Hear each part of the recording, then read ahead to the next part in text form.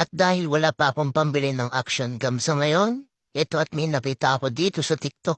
Pwede ko na mai-record ang aking rides, alright. 100 plus lang ang pagkabili ko dito sa TikTok. Sulit na sulit, diba?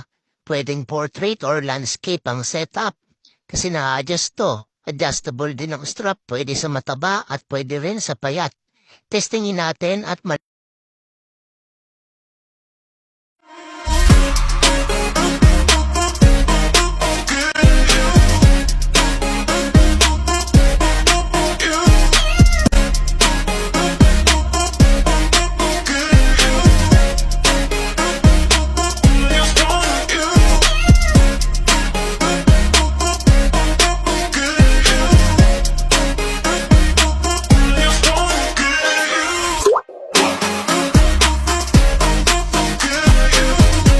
kung gusto mo rin bumili nito, ilalagay ko na lang dyan sa baba ng video yung yellow basket nila kung saan ko sila nabili, no?